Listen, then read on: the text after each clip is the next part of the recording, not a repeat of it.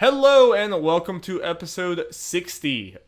We've been doing this a while, Jeff. Yep. Of the Nerds at Large Gaming Podcast. I'm one of your hosts, Darby Hellman. I'm Jeff Mayo. And Jeff, how you doing, man? Pretty good. How about you? I'm doing pretty good. I can't believe that we've been doing 60 episodes of this. Yeah, Pretty well over a year now. Or not well over, but a year and some months. And that is kind of crazy. There's 60 hours. We're going to get close to a year and a half. Are we? I guess. I think so. March. Yeah. I guess we're getting pretty close there. I don't know. That's pretty wild to me. Mm-hmm. That's pretty wild. Doesn't line up with the amount of episodes we did, but we skipping and started. We were pretty consistent. Yeah. We've been pretty consistent. Well, we have a lot of news to talk about today, or some news to talk about today. But what I think is more interesting is Jeff is going to talk with Alex Boone, who you might know from the immensely popular Pokemon Nuzlocke series that we do on YouTube that he has appeared on, and he is the funniest part of, definitively. And he's going to talk. Right. He's going to talk about Jump Force with Mr. Jeff Mayo here, and I'm going to peace out because I'm not into this anime nonsense. And that's going to be very fun. I just remembered a character I could have put on the thing. Oh well. Salad's mom. No. Well, Jeff, what have you been playing these days? I mean, only Octopath Traveler, right? That's the only thing. Yeah. And grinding for Pokemon. Yeah. Are you still enjoying Octopath Traveler? Of course. I am too. Like, I have now ventured on a little bit further. I have gotten all of the secondary jobs that you can get for all the different characters, and one.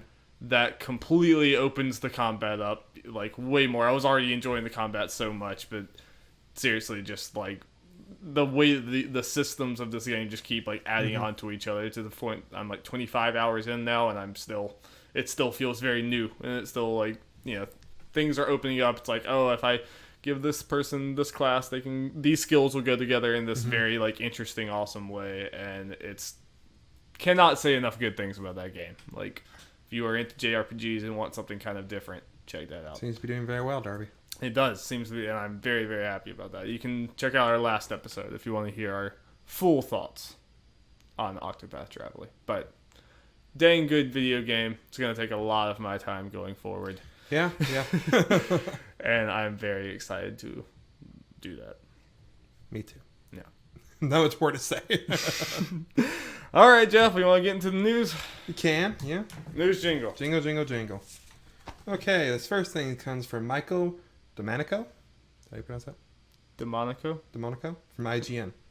2 players from the Overwatch League, aka OWL, are currently in Switzerland to meet with the International Olympic Committee, IOC, and the Global Association of International Sports Federations, GASF. I don't know if that's an acronym you're meant to try to just say. I did it for the other ones. Anyway. Like, let's do it anyway. Did it anyway. It's a bit dirty. To discuss potential Olympic opportunities for esports. Jake Lan of the Houston Outlaws and Seon Gregory Kim of the Shanghai Dragons are the 2 OWL players in attendance. Can call it OWL. Butcher all the Korean names. Of course. The conference, which will wrap up tomorrow, as it's already passed, is a few days old, is not about creating a specific plan for integrating esports into the Olympics immediately, according to Overwatch Wire. Instead, the 2-day summit will focus on creating a relationship between esports professionals and the IOC. According to a tweet from GASF President Patrick Baumann, other attendees include Epic Games co-founder and VP Mark Rain, Blizzard Entertainment co-founder Mike Warhame, and professional StarCraft 2 player Dario TLO Wunz. I don't know, it looks very German. So this is interesting. I think this is like another level of, I forgot how long ago it was that we had like some story like this where they were talking about potentially esports and specifically Overwatch in the Olympics, just with how big it is, and it kind of shows how big the Overwatch League is getting. Me and you recently finally watched Overwatch League match, and I have now watched 2 because I enjoyed the first one so much. The playoffs are like, it's the second to last round of the playoffs. Who won last night? London Spitfire, like, definitively. It was just like they swept them. So and apparently that was the team that was like going in. They were 6th seed. Yeah, they had not looked good. So it only went to they only did the first game, then to go to the third one. No, yeah, they just won. Oh yeah, sorry, yeah, the matches, yeah, they just won. Yeah. They didn't. I mean, they didn't even win a game. The Valiant didn't even win a game. It was just like boom, boom, boom, done. And Alex and Larry told us they were the best. All the commentators were like, "Yeah, this was not supposed to go this fast, but here we are." See you tomorrow, folks. Yep. But no, legitimately, like, it's something like I always thought, like, yeah, I like Overwatch a lot, but I don't really think I would get into this or whatever. But watching it, it's like, I love how much it feels like watching an NFL game where it's like very professional. The graphics and everything look very professional. The casters are not like, they're lively, but they're not the kind of like cheesiness that you usually are familiar with. There was that one guy. There was that one guy who was pretty bad. But then there's Uber Shouts, who probably says equally as cheesy stuff. Just the way that he says it is so awesome. It's just so funny. It's so good. But legitimately, I would, like, if anyone plays Overwatch and has not checked it out, like, I mean, it feels weird for me to say all this when I've only watched 2 matches now. Yeah. But it was a lot of fun. Like, I want to pick a team and, like get into this going forward. We'll probably get together and watch at least some of the championships next week. Yeah, I'd be down to watch. Well, I guess we're going to be busy today, but yeah. I'd definitely like to watch some of the championships going forward. But going on to this article, I don't necessarily think, I mean, like, I think it's fine if Overwatch and this stuff get into the Olympics, but I don't even necessarily think that it needs that. I think Overwatch League is fine on its own as well. I mean, I know it's not really a process of needing it or whatever, but you know what I mean. I don't think the Overwatch League, like, needs the Olympics to get relevant.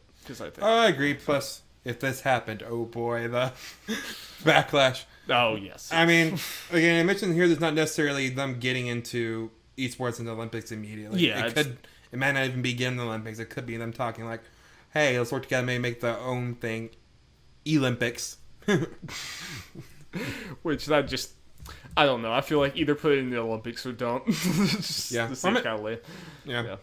I mean, they already have, like, the World Cup and stuff. They already have. Yeah, like, maybe make it their own kind of, by that I mean, Olympic thing, maybe not just Overwatch, maybe put some other, like, competitive games like StarCraft and put some fighting games in there or something. Yeah. I think if you put video games in Olympics, you might as well put other ones. You know, yeah, maybe not exactly put the Olympic game on it, but may have that backing from them because I'm sure the Olympic people are like, we can make some money off this. Yes. I'm absolutely sure. I mean, we got Evo coming up, and those numbers are pretty big. And I wouldn't be surprised if it does end up happening, just with how, like, we've had these conversations a lot recently, kind of more talking about the NFL's decline and the NBA's rise in a lot of ways, but what we don't talk about is, like, legitimately Overwatch and, like, esports stuff like that is part of that conversation, where I feel like that's way more on the rise than it's ever been. And especially with Overwatch League, this is the type of thing that's starting to draw people like me and you that would never really watch esports in, but this is something I could definitely get into, me personally at least.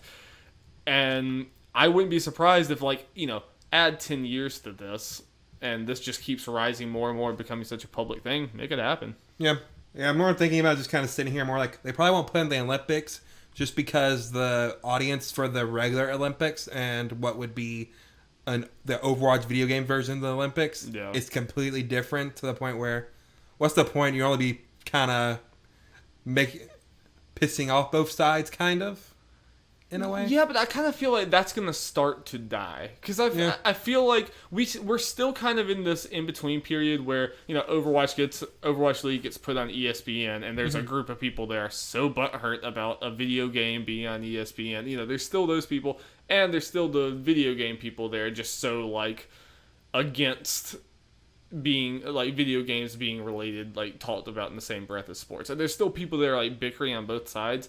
I feel like this stuff is going to get so big eventually, where, like, in the same level as other sports, that it's just going to be, like, you're going to be like, oh yeah, there's athletes and there's, like, professional gamers. And it's like, you don't think of one as less than the other. It's just, like, that's entertainment. It's all entertainment. Oh, I agree. I'm just saying making them a separate but maybe equal thing because the fan base won't overlap. Because they don't overlap that much type of thing. Yeah, maybe, but they might overlap at some point. If I mean, big enough. Yeah. I'm thinking more short term if they decide to go short term, I think so. Yeah, definitely. But just very interesting. I want to see how big this stuff is. So are you going to watch any Evo? Maybe? Yeah, I'm always like, I always usually watch, like, the clips afterwards for Evo, but I don't usually Fighters should be down. hype.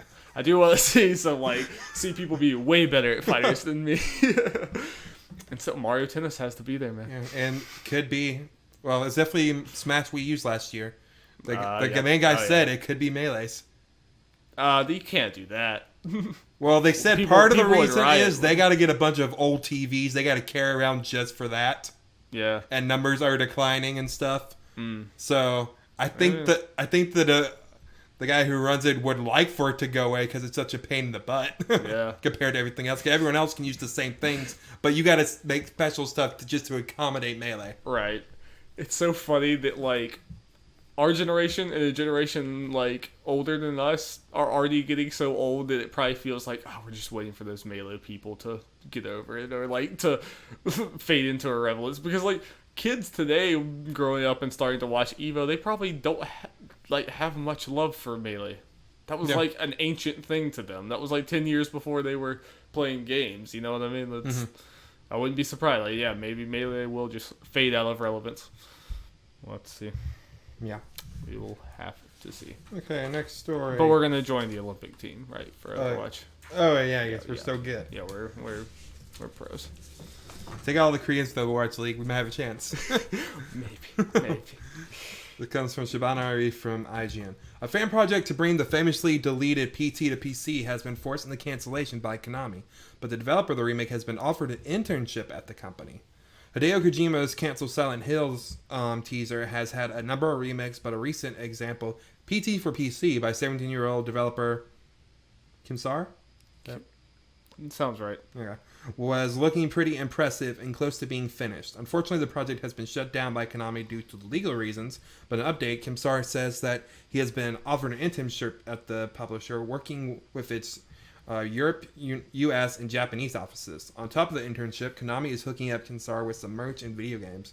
Kimsar is adamant that this is purely legal issue and that everyone at Konami loved my remake. No specific reason is given for why this remake, as opposed to many others in development, has been forcibly canceled. Interestingly, Kimsar explains that Konami representative told him that the publisher is expressing a desire to make games outside of the pachinko and mobile categories it's focused on in Provident Fun in recent years. Despite expressing disappointment that his remake was taken down, Kimsar said he was ultimately thankful that it was, saying that even if it still is really unfortunate that mine was taken down when it was so close to being done, and it's given me a really awesome opportunity. Always like these stories. I feel like we see these a lot where the fan-made games get shut down, but they get a job out of it. Yeah. Half the time, I think that's what they're kind of aiming for when it comes to these type of games. But it's one of those where, you know, as much as... He's got 17, he might have been like, let's just make this fun little thing. Yeah, and the fact that he's 17 already is a whole different thing. But Konami, like, a lot of these companies, even if they love this thing, and they, like, the makers would like to, like, see them do it because like they're not using PT. Yeah. A lot of those things, like if you don't fight for your like copyright strike, like if you don't like go out there and like make these copyright claims, you could lose the copyright. Yeah. Like it's kind of like your legal. That's why all those Pokemon fan things are made or strike down. For example, that's a popular thing, right? And that's why a lot of times these people are like, okay, well let's give him something because like we actually like this and we want him to succeed. We just legally we have to take this down. Yeah. So I understand that, and it makes Konami look better. And the interesting part of that is to actually get like somewhat confirmation that Konami might be actually wanting to make games. Mm-hmm. There have been rumors about a new Castlevania. I know that's just one example that's going around. You never know what else they'll do at the Metal Gear franchise. Yeah, it's as most people don't care about Survive. Maybe it takes a break, but you know Konami won't just sit on Metal Gear. Survive came out this year, right? Yeah, it did. Weird. Dude, that was like 2 or 3 months ago. Like I think that was March or February. It was either March or February. Yeah, I think you're right. But part of me is like, it just came and went. That it was being talked about beforehand. I mean, I've seen people say like, "Oh yeah, Metal Gear Survive." That was like over a year ago, right? I'm like, no, dude, no. It was like no difference between when it was about to come out and then it came out. No, they didn't even promote it at all. Yep, February. Yep. Crazy. So that's interesting. I mean, not a whole lot to say, but good for that dude. Mm-hmm. Good for the guy getting a job with that. Interesting to see where Konami goes forward. And it's important to note that, like this, Konami is not just this evil corporation where everyone is awful. There are, like, legitimate people there who like making games, and they're, you know. They're going to use the Smash Bros. To build some goodwill like Capcom did with Mega Man. Probably. Though, what's the chance that they come out with a Castlevania game and it just gets completely one-upped by Bloodstain? Like Mania to Forces style, even though obviously that was the That's same. completely different. If it's a 3D Castlevania, probably. Probably, yeah, okay. Yeah. Though my counterpoint to that is my number 9 and just Mega Man games in general. Yeah. My number 9 was disappointment. People actually go, like Mega Man 11 from what I've seen. They played. Everyone's pretty excited about it. Yes, looks good. Next thing comes from Saruman from Gamatsu. The latest issue of Weekly Jump reveals Digimon Survive, a survival simulation. It's Metal Gear Survive, right? Yeah, With Digimon? Yeah, exactly. Survival simulation RPG centered on story and choices for PS4 and Switch. It will launch in 2019. The protagonist of Digimon Survive is a boy named Takuma Momatsuka, a second-year middle school student who's suddenly transported from camp to a dangerous world where life-threatening monsters wander about, together with his partner Digimon Agumon, who could be in Smash, who knows. Bandai Namco, you can make that happen. He will boldly face his severe situation and embark on a survival adventure in order to return home. Here are some details. Your choices affect Digivolution and the story. The choices you make during your adventure will change the development of the story, as well as the monsters you can Digivolve during battle. There are various possibilities. While conversation scenes use 2D illustrations, they are depicted with 3DS spatial presentation. Explore another world. The keys to the story are hidden at various points on the field. Point and click at locations of interest to investigate. Simulation battles where choice determine victory. Move your Digimon partners around the field and fight against enemies. During battle, energy is used to perform actions, including Digivolution, skillfully utilizing your energy to key to victory. Should be noted that Digimon Survive is not the new Digimon story title, or Digimon story title series producer Kazumasa Habu first teased back in December 2017. I'm hyped for this. Does this get you hyped, Jeff? It does.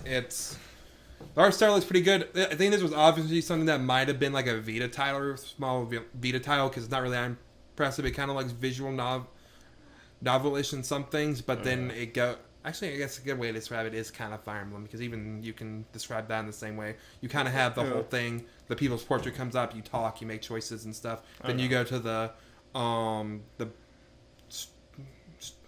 battlefield or whatever, and you move your pieces like. Kind of looks like Fire Emblem. We don't know exactly all the details, but like a grid-based type. Yeah, it looks like a grid base. Okay. And while the thing they showed is very basic and everything, and not graphically the best, the art style looks pretty nice. And again, I can see this something that was originally going to be on Vita, planned, and they made it to PS4 and Switch. Oh, I missed the Switch part. That's cool. It's on Switch, which good. I'll definitely get on. That's definitely good. I mean, cool. I imagine. I mean, like, this is not like is this a type of game that Digimon usually explores, or is this kind of different? They have done it, it's been a while, one like this. Okay. Not exactly in a series, and when I've seen people are kind of happy with this kind of game to see where it goes, the whole strategy thing, and seeing how choices really affect, or at least I'm saying choices affect how the Digimon evolve and so how the story goes. Seems like there's a big story focus. Yep. Which Digimon in general, like, I always remember Digimon's story being surprisingly really good. Yeah, in comparison to Pokemon. Yeah. The Season 3 Digimon or whatever. Or it's definitely, it always struck me as, like, Digimon had no right to be as good as it was. With it being just a, like, kind of blatant Pokemon ripoff and then just... Digimon, I think, came first. Did it technically? Actually? Okay, maybe it came a little after, but it came close enough to the point where it's like... It's more of a coincidence, because I think they were, like, months apart. Huh. I just assumed. Especially with, like, Digimon, Pokemon. Yeah. It's a very similar concept.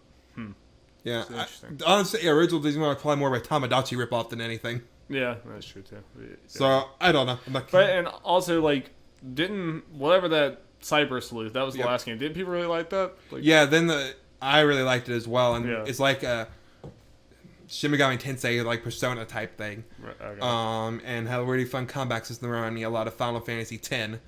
And you can do a lot to Digivolve your Digimon. So that was a lot of Digimon's fun. just going to slowly do every genre? Like, Digimon first-person shooter? Maybe, who knows? Maybe. Hey, I mean, partly it's because they don't sell the best, maybe, but I give props to them that they try a bunch of different things. Sounds like I wouldn't expect Digimon games to be good, just because a lot of these kind of a lot of them aren't that great. A lot of these like games based off of like a popular anime, especially an old popular anime and stuff, a lot of times they can just be cash grabs. But it sounds like people. Digimon's a weird one. I think it's more the anime is based off the gaming type thing. Like the game came first. Or the Tamagotchi like little things maybe. Okay. I need to look back up on my Digimon knowledge. I don't think the anime technically came first. Digimon's a weird one. People mainly know it from the anime, but the other stuff might have come first. I would not. Kind of like Pokemon's a game series technically first. I knew that about Pokemon. Yeah. I think Digimon's kind of similar in that way. Interesting. So I'm saying Agumon for Smash. That, like, can you imagine? That would be so weird. I'd be happy. That would be so weird. As long as it technically doesn't, I guess, break, so I'm not a hypocrite the whole, if it's technically a video game first thing. Yeah. I mean, at least. Wait, yeah, no, I don't know. I always think of Digimon as the anime, but I think that's what most people do. So yeah, Jeff's a hypocrite. Doesn't want Goku, but he wants Digimon. I think having Pokemon versus Digimon finally is more important than Goku. It would be funny. It would be cool. I'm just saying, it's never gonna happen. Oh yeah. I mean, at least working with the people closely. That would be them acknowledging that the Digimon. Yeah, I know. Anyway, excited for this. I'll bring out more. Hopefully, it gets announced for the U.S. sooner rather than later, because it's technically just a Japan magazine thing. Hopefully. Screens look nice. Okay. Moving on. This comes from Wesley Yinpool from Eurogamer. Okay, I'm going to say this. This is about Crackdown 3. This is a very long article going pretty much the whole history of Crackdown 3's development. It's a really good read. Okay. I'm just taking a little tiny bit of it. So, Eurogamer, Wesley Yinpool. Go read. Yeah. There's a lot to read. Very good read. You should do it too, Darth. Yeah. But I'm just taking a little bit. I've heard about this article already, but yeah, I'm jumping right in, so that's why, and kind of skipping around a little more, so that's why the transitions might be a little weird. Okay. Just before E3 2018, Microsoft announced Crackdown 3 is once again delayed, this time to early 2019. Microsoft said in a statement, "Our fans' response to the signature antics and explosive gameplay of Crackdown 3 has been incredible.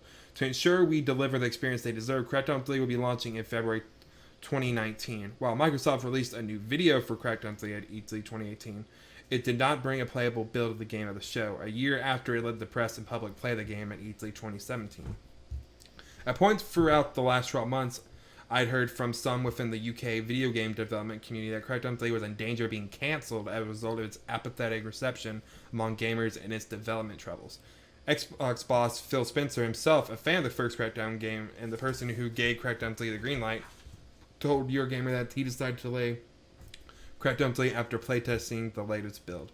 After Microsoft decided to delay Crackdown 3 yet again, the final time the company is willing to do so, I've heard, some of the developers at the various studios on the game were faced with continuing to work on the project after having previously thought they'd be done with it in June 2018. Jeez. This, for what some expect will be a disappointment of a release no matter how much money and resources Microsoft throws at it. Delay was also about giving Crackdown 3 as favorable a launch window as possible. Its previous release window, which was autumn 2018, is a crowded one, with a number of big budget video games set to launch. And of course, right after that, he goes into now the place they put him in is not any It's better. also not good. Yeah. Because that doesn't exist anymore, good release times. Except for July. Yeah, I guess so. Good Octopath. Good job. Square, Nintendo, whoever decided that, did good. Yeah, good idea. Yeah, this is about... I feel so bad. Like, Crackdown 3 bums me out.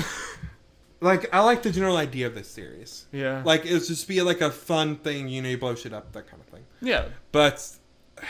Oh no, like conceptually there was nothing wrong with a Crackdown 3. It could be also, I mean, and I suppose it still could be really good, but like nothing about this sounds good. The fact that it was about to be canceled, they delayed it because people weren't liking the game, and then when they did this delay, it's or at least according to it, Wesley heard that it's coming out in February no matter what. Yeah, hell or high water. And the fact that, like, again, they have to work like almost a full extra year after they thought they were going to be done. That's not good for morale. And it's like they have to keep working because like the game. I mean, the game's probably unfinished, but it's also just probably just not fun. It's probably just not, at least wasn't good enough for Phil Spencer, and it's already Crackdown 3 was already such a joke with the delay. So for them to delay it that long again, it had to have been like legitimate problems. Like this is just like. one of the most tortured like development cycles for a game I've ever seen. Yeah, especially in recent memory. It's up there. Yeah, and this seems more like it's kind of a thing they might be trying to push it out and may not have canceled it like this said because they can't cancel another game after they've been hyping this thing up and promoting it for the last 4 years. And like I think that was part of the out of necessity. I think Xbox just had a lack of games, so it was like everyone was saying that, everyone was pointing out that they had a lack of games, and Sony was so far ahead, still is. And Microsoft had to be like, okay, what do we have? It's like, okay, we have this Crackdown 3. We'll just talk like Crackdown 3 is a way bigger deal than it is. And that's kind of what they got to at this point. Because the thing is, if like all of this happened and all these delays and all this tortured stuff was happening, but at the end of the day it came out and it's like, okay, it's a Halo game. Like, it might have been tortured or whatever, but here is Halo. That's not what this is. Yeah. This is like tortured development just for it to be Crackdown 3, which I'm sure is going to be great, but Crackdown's not that big. Yeah. Like, Crackdown is not as big as all of this is making it seem like. I would not be talking about Crackdown 3 if it wasn't for that. That was the only thing Xbox had for a long time. You know what I mean, though? Yeah. Like, I don't know how well this game was going to do, even if everything went great. So... yeah. It'll be very interesting to see how it does because, Sea of Thieves and State of Decay 2 did surprisingly well. Yes. But this is, it has this whole torture development, and I think, definitely compared to State of Decay 2 at least. Yeah, I would say also the Sea of Thieves coming out at a lot busier time than those two games. Yeah, definitely. Because State of Decay almost went to the top of the charts. It was the top of the charts. Oh yeah, that's right. The only other significant new game I think was Detroit. Yeah. The only thing we've said this a lot, even though I don't really think we've seen it in practice, or maybe we just can't get the numbers. But I still feel like Game Pass helps. Game Pass helps with the Crackdown 3, especially. By that time next year, if more people are on. We'll talk about how that helps Xbox later on. Well, that's what I mean. By the time it gets there, more people might be on Game Pass if they've been pushing it and everything. More. Yeah, I think Crackdown might be a case where it definitely helps it out because people will be playing it at least. After all this, people who have Game Pass are going to be curious. If I had Game Pass, I'd try it out. Oh yeah, and if it's good, word of mouth. Yeah, well, there'll be a lot of people. There'll probably be a lot of people that'll play it on Game Pass and then be like, nope, and then peace out. But you're gonna get more people that way than saying pay $60 for this game. That's probably. Oh no! I'm getting at is if it happens to be a lot better than we're thinking it is. Word of mouth happen, then people will buy it. Yeah. So Game Pass could help this game depending. And on I think review scores. This is another one where review scores will kill this game or help it thrive. Well, again, especially with. People keep on saying this comes out on the same day as on February 22nd, but I feel like they've just said February. I didn't think it was February 22nd. Yeah, later it said in the article, it said on the same day as Days Gone and all that stuff. I'll look it up. I'm pretty sure it's just February. They haven't put an exact date on it. I'll look it up. I guess not that matters that much anyway. It just matters for how funny it is that that day. For the memes. So, Darby, you ready to move on to the next one? I am, Jeffrey. I don't know if you know about this one, Darby, so don't look at it. This just came today. I saw the headline, but I didn't. Dang it! I didn't read the story though, so I don't. Okay. This just says February 2019. Okay. This is from the Ghetto from Resetera who found this. Information for a Sly Cooper animated series appeared on PGS Entertainment's website. Don't toy with me! Produced by Technicolor Animation Productions and Sony Interactive Entertainment. That might be the one that did the little short. I might be wrong, but that name sounds very familiar. I think they did Sonic Boom, the show. That's not good. I think I heard Sonic Boom, the cartoon's not bad. It's the game that's atrocious. Maybe it wasn't Boom, but I saw some clip of a cartoon and it looked pretty bad. But anyway. Yeah, it's a kid cartoon. Yeah. It could be good for kids. It could. Yeah. It could. But synopsis. Sly Cooper follows the adventures of a irresistibly charismatic raccoon, a modern-day Robin Hood who restores justice to his city one theft at a time. Mixing humor, action, and remarkable characters, Sly Cooper promises to be an unforgettable series. The format is a 52-episode season, with each episode being 11 minutes each. That's... Alright, anyway, just go. First half scheduled for October 2019, and second half July 2020. I'm going, if this is a thing, and if this, goes forward, I'm going to be, have very low expectations going forward. But that being said, do you remember like after Thieves in Time released, they like released a short? Yeah. Or maybe 2 shorts. I can't remember. But it was kind of like this. I think it was like a 10-minute thing where it almost just seemed like a proof of concept, but it had the Thieves in Time art and art style and everything. I legitimately think that could be really cool. Yeah. Like, if in the right hands with the right care put into it, it could be a very cool thing. I think even if it's a very cool thing, no one's going to watch it and it's going to die quickly. But I could enjoy it for the time that it's out. It depends. This is one of those things that it could appeal to kids that never heard of Sly Cooper.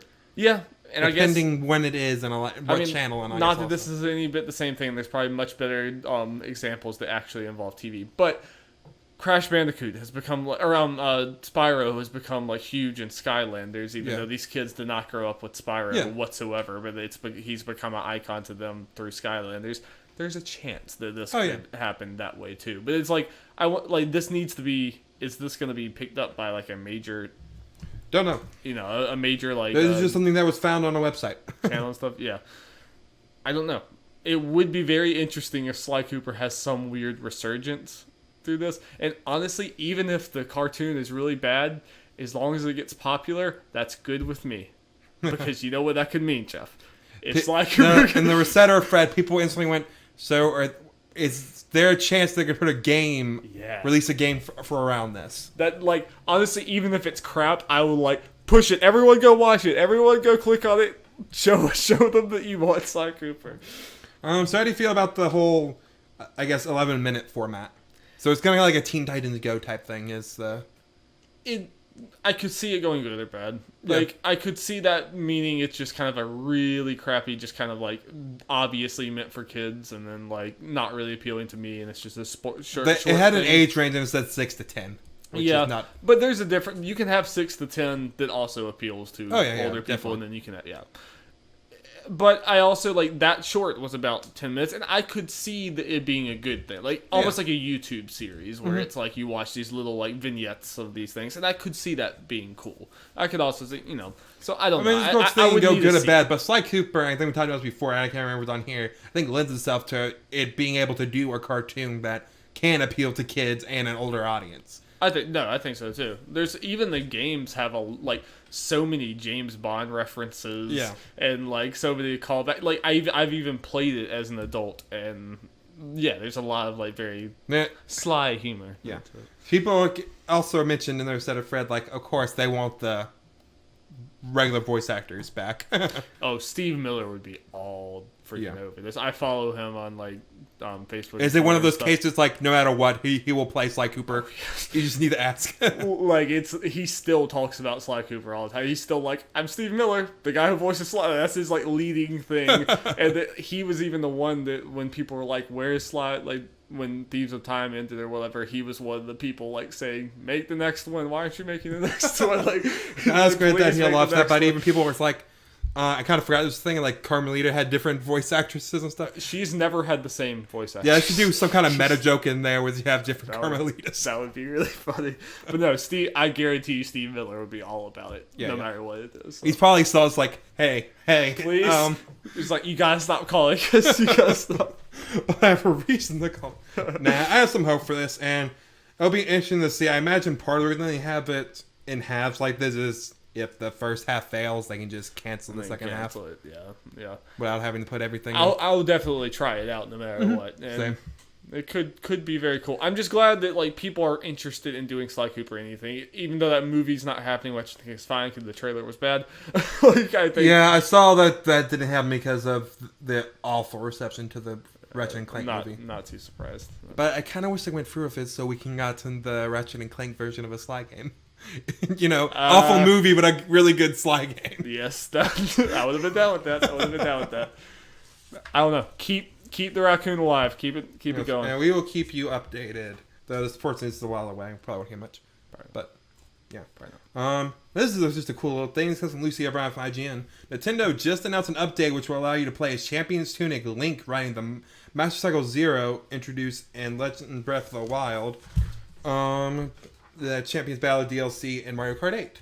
Cool. The update available now will also introduce the ancient tires and the paraglider parts. That's awesome. They're still updating Mario Kart. That's pretty. Yeah.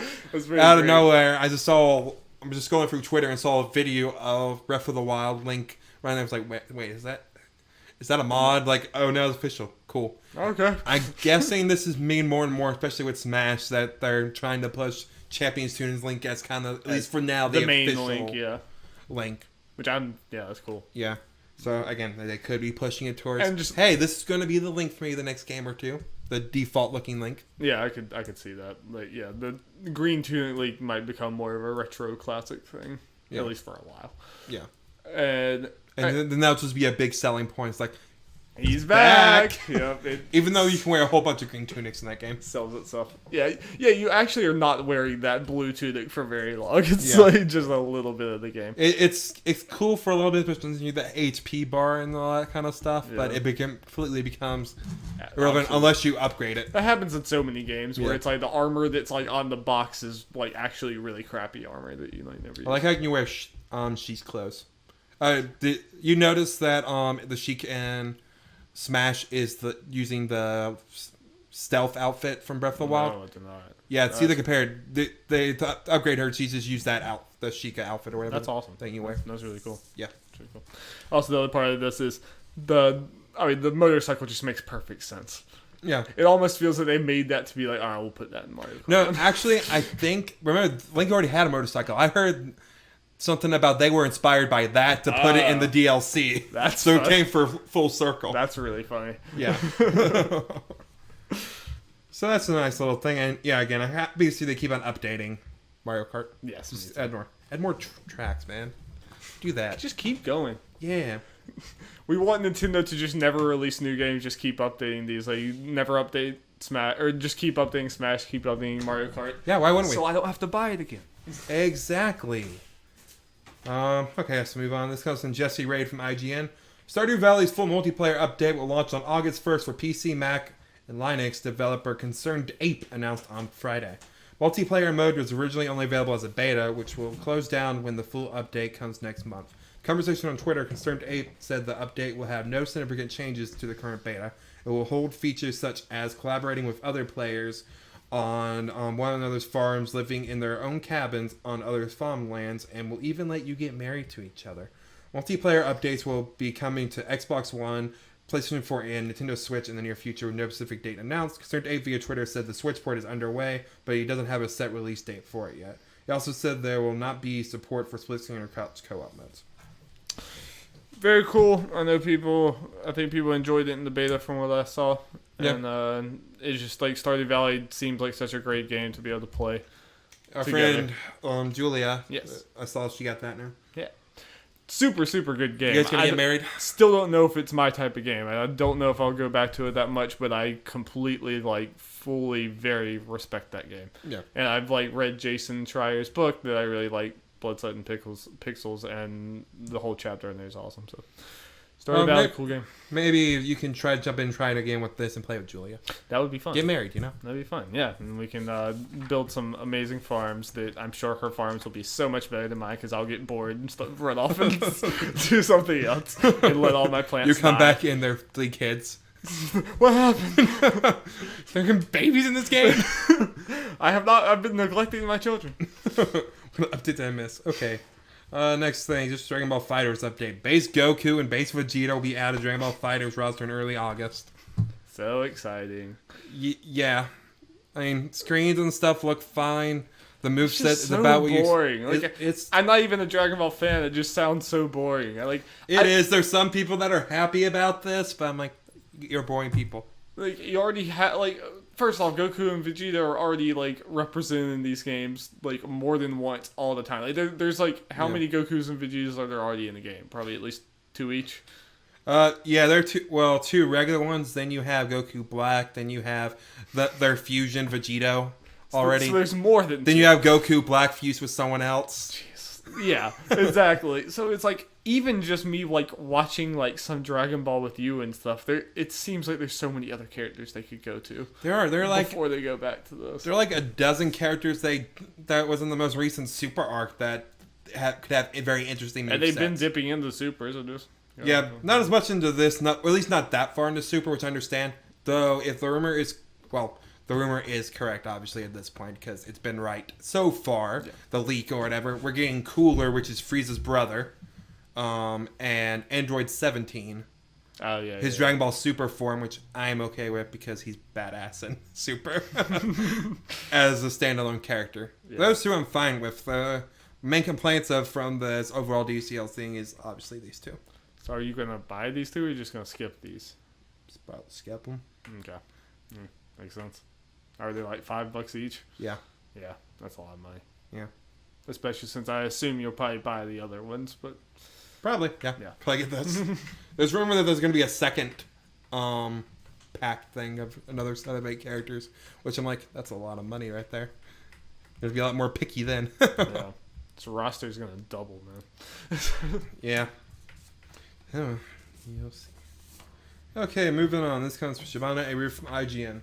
Microsoft has announced its financials for the year ending June 30th, and the company has surpassed $10 billion in revenue in its games and services division for the first time. Making that bank? Yep. Microsoft has reported a 39% increase in revenue in the division, which has been credited in large part to Xbox Live, Game Pass, and Mixer.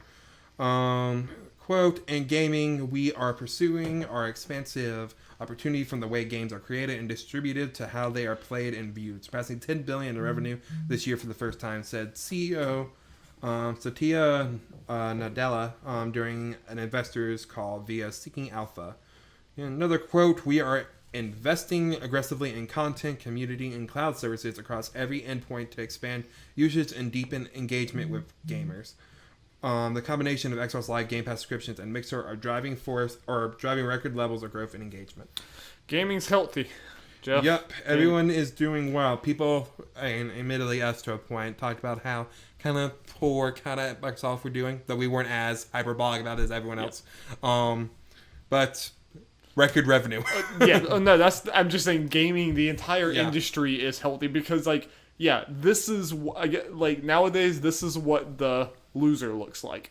And it's still it's still record breaking. I mean, the Xbox might be doing a lot better than we thought. The main reason we talk about it is because we don't see their console numbers. Because they don't put them out. Yeah. And it's because they are substantial. I mean, it's more of every single time we talk about Xbox being down and everything, it's honestly more that we're saying Sony's up. It's way more that Sony is selling unprecedented numbers as far as consoles and then obviously as we keep on talking about, Sony has the third-party games which keep on making the news, and it just keeps going.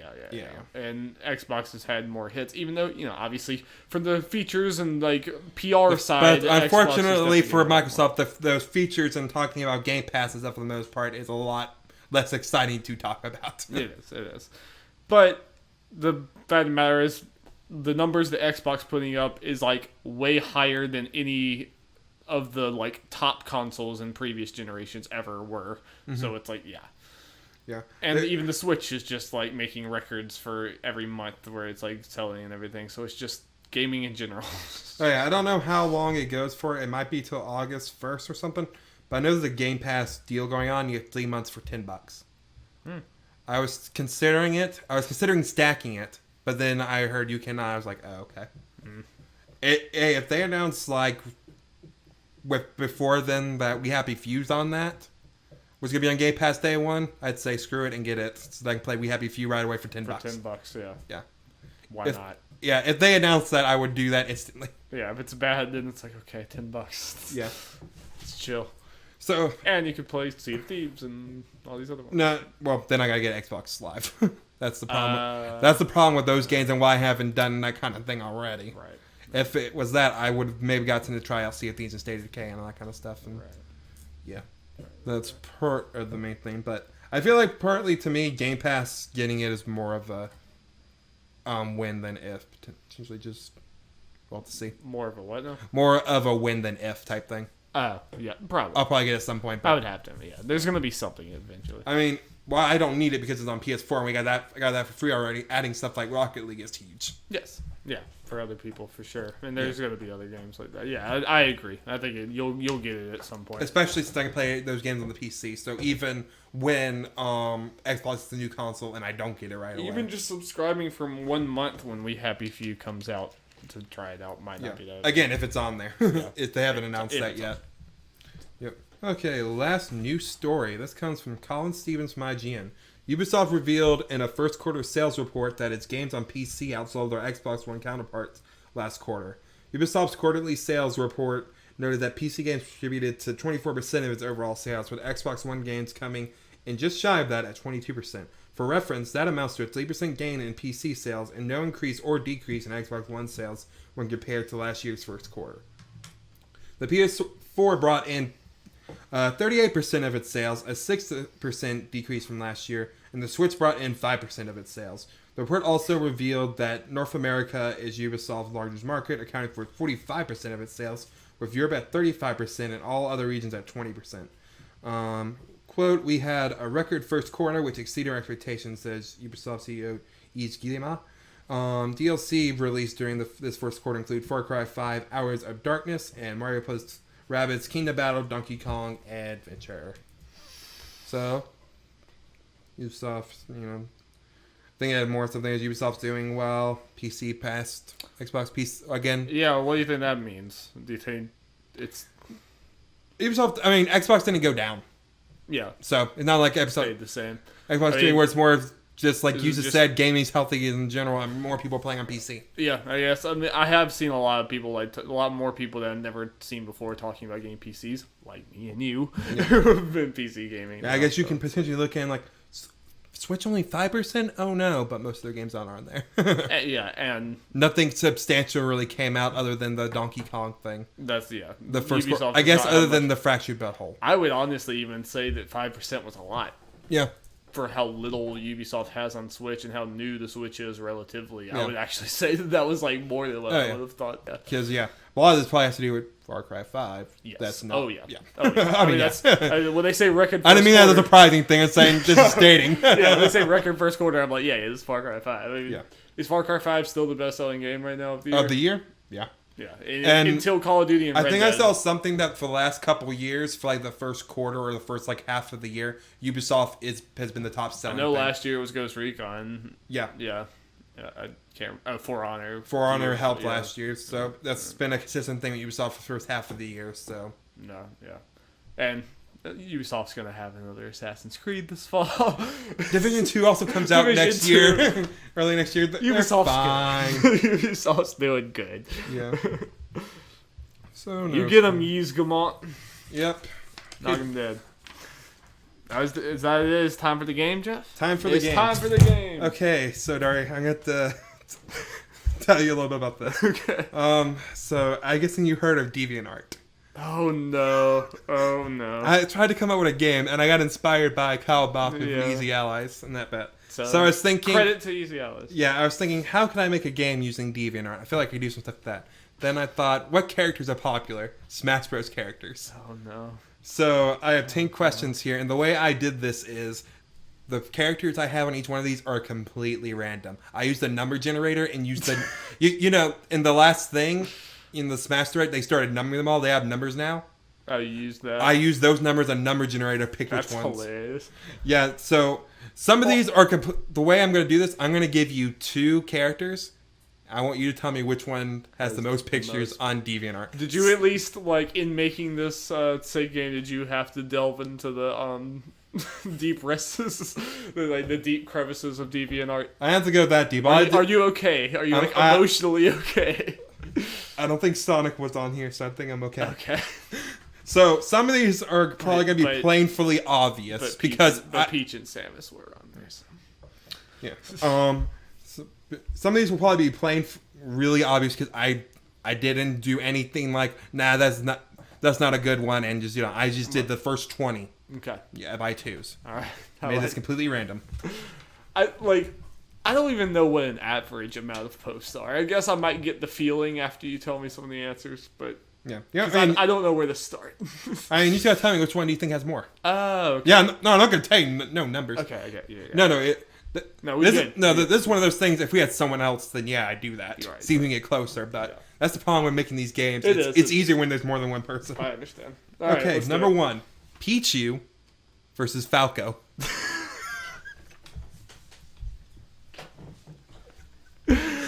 Oh my god. I'm every single time you say one of these games, I'm just gonna start envisioning the horrible things it could be. Clarification: Pikachu does not count, right? Pikachu and Raichu. Okay. What I did, I just typed in Pichu on the search thing. I feel like a lot of Pikachus could come up from that. I did not see any Pikachus, at least the first couple pictures. Okay.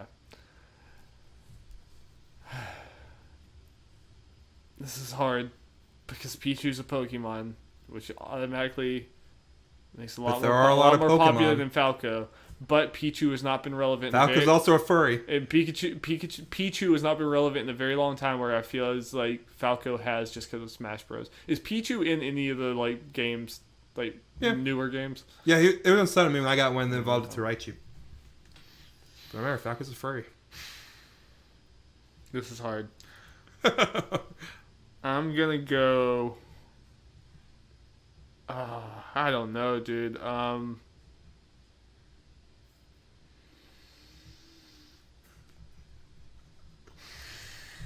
It's only the first one, Darby. I know. Oh, I'm good. Pichu. Correct. Okay. Was it as close? Did it warrant my 30-second pause? Pichu had 83,000. Falco had 30,000. Okay, so it was not very close. It's number 2. That Pokemon bump. Ganondorf and Bayonetta. Oh, God. Bayonetta has more to work with, if you know what I'm saying, but Ganondorf's a lot more popular. Ganon. Correct. Yes. Yeah, it's one of those things that might be easy because I did it completely random. What are the numbers for that? 41,000 for Ganondorf, Bayonetta 22,000. Okay. Number 3, Wii Fit Trainer and Duck Hunt. Oh, God. Wii Fit Trainer. Wrong. Oh, gosh, really? Wii Fit Trainer 4,000, Duck Hunt 10,000. Duck Hunt, man. Furries, man. Oh, God, no. Okay, number 4, Snake versus Ike. Now, can you search Snake and Ike? Like, I want those two beautiful boys together is what I want. The true power couple that we need. Yeah. Gaming. Going with my boy. Not my boy. I'm going with Snake. Wrong. Dang, man. Snake 44,000. Ike 77,000. Jeez. Did you get other Ikes? I didn't see any Ikes. Other Ikes. Okay. Number 5, Rosalina versus Inkling. Oh, God. Oh, no, that's hard. Rosalina has the time advantage, but people are weird, and I see a lot of Inkling. And Inkling is more in the time where the internet is doing this. I'm going Rosalina. Wrong. Rosalina Gonna fail at this game. Rosalina 58,000, Inkling 87,000. And let me tell you, Inkling might have had some of the most interesting pictures at the top of the thing. They're children. They're children. You sick. Twisted. Not the way they drew them. Number 6, Palutena and Ivysaur. Ivysaur. Yeah. I'm saying it has to be Ivysaur. Yes. You can't even be close. It's Ivysaur. Actually, it is pretty close. Palutena 12,000, Ivysaur 19,000. Only 19,000? Come on, guys. I mean, there are a million Pokemon, and That's a very popular Pokemon. I'd argue the other two, Bulbasaur and Venusaur, are more popular, though. Yes, but it's still one of the most recognizable ones. Well, there's Pokemon X, so. Number 7, Ness and Toon Link. Okay. I told you, random. This is a wash. I don't know. Toon Link. Wrong. Big time wrong. Ness 242,000. What? Toon Link 32,000. What in the world? And the pictures were of Ness, from what I saw. I was just hoping we were gonna get some other links mixed in there with Toon Link, but okay, Darby. So you have 3 right and 4 wrong. So I'm doing bad. You gotta get the rest of them right to win. Okay, let's go. 8, Lucario and Cloud. Such weird matchups. Random, man. Told you, I did this completely random. Gotta stick with what I know. I'm going with my boy Cloud. Correct. Okay. Lucario 154,000. Cloud 1,886,000. Yep. That's like some of these are gonna be obvious. Yep. Next one, Mega Man and Donkey King. Oh gosh. I did not type in Donkey King, by the way. Okay. I did Donkey Kong. Thank you for that. But I would like you to go back and type in Donkey King at some point. Do you want me to go blind? I'm going with Donkey King. Wrong. Wrong? Wrong. What are the numbers? 103,000 for Mega Man, 32,000 for Donkey Kong. Only 30. What? What do you? So you lost the game. It's a Donkey Gang. Okay, but last one. You got disappointed. Pikachu and Zelda. Pikachu. Wrong. What is wrong with this website? Pikachu 512,000 and Zelda 722,000. It's just because it's a girl. Exactly. Yeah. So you had to think: is the cute fuzzy animal that's really popular, or the really cute video game anime girl? Some people are attracted to the fuzzy animal. Yeah, that was probably one of the tougher one, Darby. Yeah, I kind of figured that'd be the ones you get wrong. So you got 4 right, 6 wrong. You failed, Darby. And I'm proud of you, Darby. You don't fail that often. Well, thank you, Jeff. And I'm kind of happy because this is probably the right one to get messed up. The right one. I'm pretty comfortable with not having my finger on the pulse of DeviantArt. I'm pretty fine with that. And spoiler, this kind of game will probably come back because it's an easy, fun one. so funny. It's just gonna be your weekly DeviantArt dive. So how'd you like that one? I'm gonna put them all over the screen the entire time this game's going on. I'm just gonna do nothing but DeviantArt. Thanks. We're gonna lose all of our listeners. It was fun. It was good. All right, it's now time shift to Jump Force. Let's do it. Boop. Boop. Boop. I'm gonna do that, and then. And we are back. We did a weird transition for okay. the podcast. Okay. Okay, so that's what we I'll did. accept it. Okay, so yeah, we're about to do the main topic, focusing around Jump Force, and we got a special guest, Boone. Hello. How you doing today, Alex? I'm good. Good. I guess this is your first time kind of officially on camera, other than just popping in and out of our regular podcast. Besides, yes, as the background doing daily life things. Yes. Other than appearing on our Nuzlocke, which we'll be recording after this. Things might go bad for that. Hopefully no one dies. Yeah, hopefully. But right now we're here to talk about Jump Force. Alex, how are you feeling about Jump Force? Well, a game that combines all shonen characters is... even though Victory Versus wasn't the best game, I still love it. Yeah. It's probably going to be the same thing with this. That's what it's looking like from the gameplay. Like, you can, if you just watch gameplay footage, especially Goku and Naruto, the moves this scene is just pretty much ported from Victory Versus. That does not surprise me. Yeah, so that might be good as terms of the rosters go. That probably means they'll get a lot in there. Probably shouldn't lose too many people, I guess, depending how you feel about that. As long as we have, what we had from Victory Versus plus. Yeah. That's what I care about. As long as it's a good plus, like a good mini. Yeah.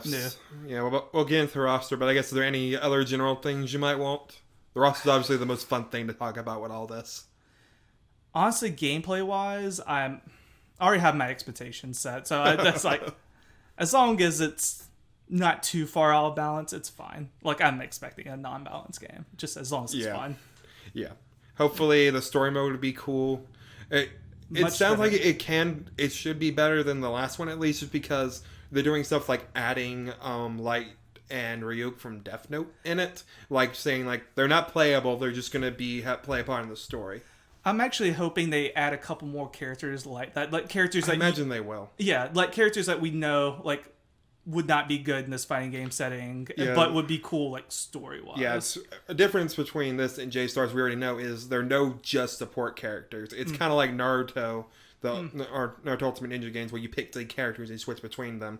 So they have to be able to fight, so they can't be just support. So, and they said there are not going to be any sports characters in it specifically. They said the playable characters will just be the battle characters. Oh, that's upsetting. I would like a mini game where it's Kuroko no basket and you're playing basketball. Yeah, I mean, if they really want to get creative, they could do something from that, or I forget his name, the guy from Slam Dunk. Oh, yeah. Yeah, it could. I mean, that could be something they just throw in the story mode potentially, because those are popular. I guess also good news we won't get those harem manga in here. That's good. Yeah. I mean, I would like just thinking about just like little mini games in the story. I mean, who wouldn't like want to do a little Yu-Gi-Oh match against? Yeah. Well, just go wild with it. Like you don't have to go full on with the fighting game in terms of the story. You can just add different characters in there. Just hey, look at this big host of characters that we have. Yeah, probably what they'll do. But let's get to those characters. We're probably mainly gonna kind of testing things out here. Doesn't really help audio listeners, but for people who watch the video, we got a stream deck now. A fancy little thing. We're while this isn't necessarily the main purpose of it, gonna kind of be messing around and testing out during this thing. Mm-hmm. We're gonna be talking about characters and stuff for different series, and I'm going to be able to put the pictures up here while we're talking about them and not editing later.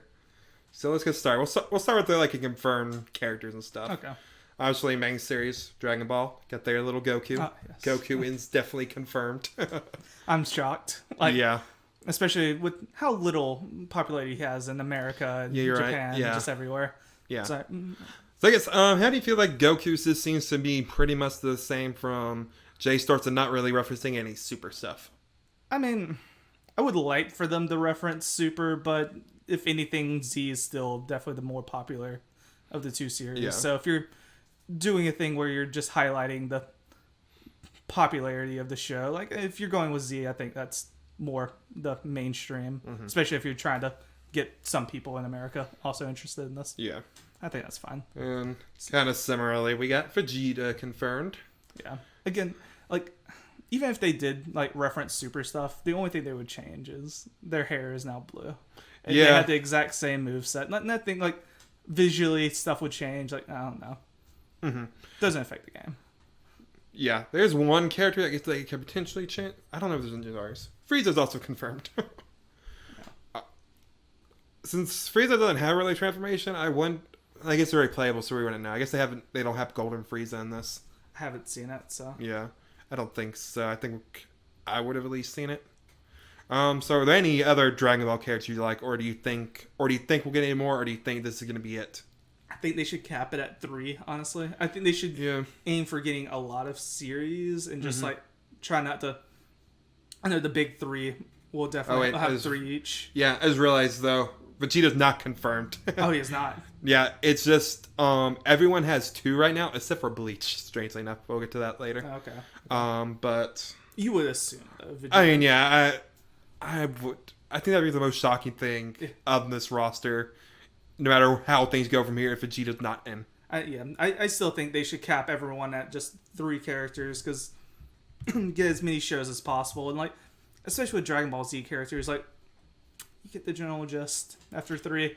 You're not getting anything too special after that. Yeah, I guess one series that was not capped at 3 during J-Stars, but does have character variety is One Piece. We got Luffy. Yep. Got Luffy, of course. It doesn't.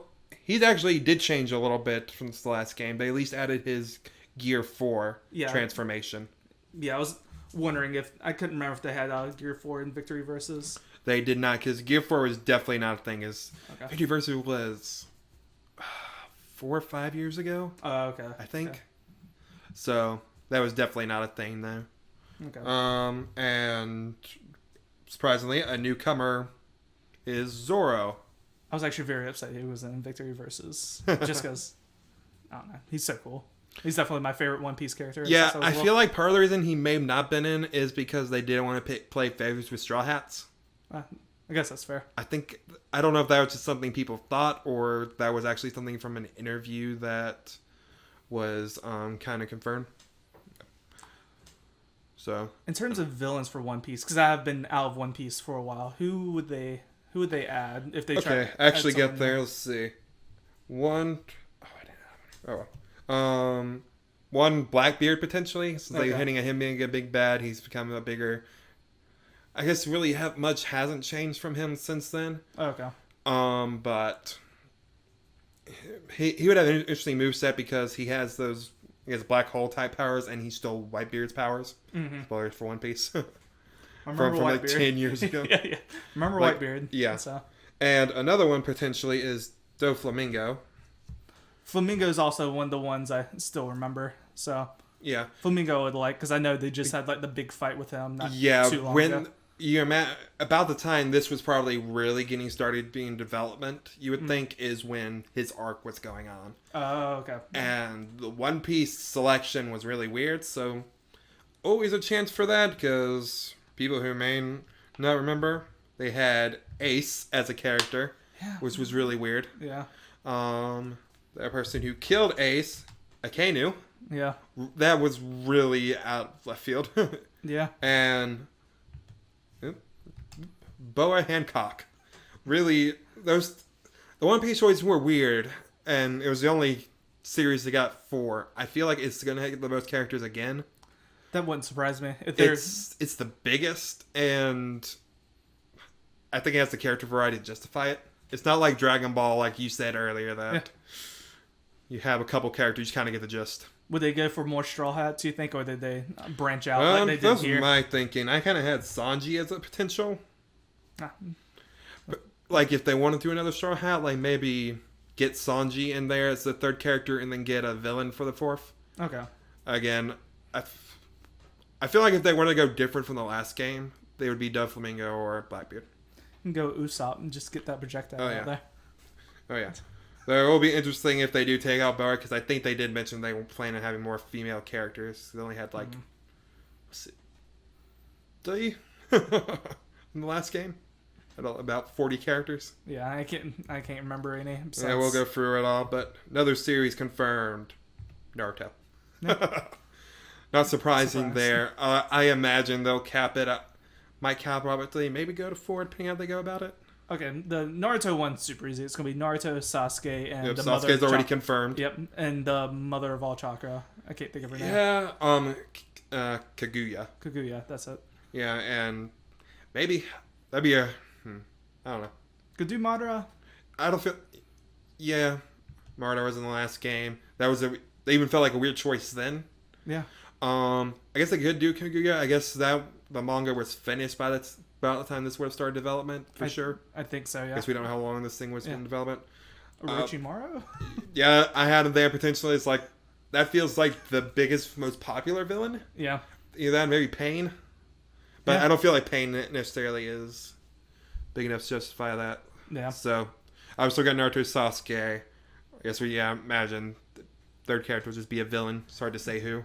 It's pretty funny. I think Pain would make more sense in Victor's versus just the time frame. Yeah. Though, one I'm wondering if they did do, because it's popular in kind of another series, is Bort. Yeah. They could do Bort. They could, and kind of have it as like a separate series. They could. They could do that to justify just having maybe him. Yeah. And then getting technically a fourth Naruto character in there, depending how they did it. But the thing is, I haven't watched it, and from that picture right there, he has those freaky eye powers. I have no idea what they do.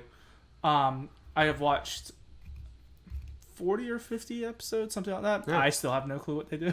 Okay. I didn't know you watched it. I did watch a scene from the most recent episode. Because someone, it looked really good. Oh, the animation was excellent. The sounds of it, they just redid the Boruto movie and just made it better. Yeah. I need to watch it. From watching the show, it feels very slow.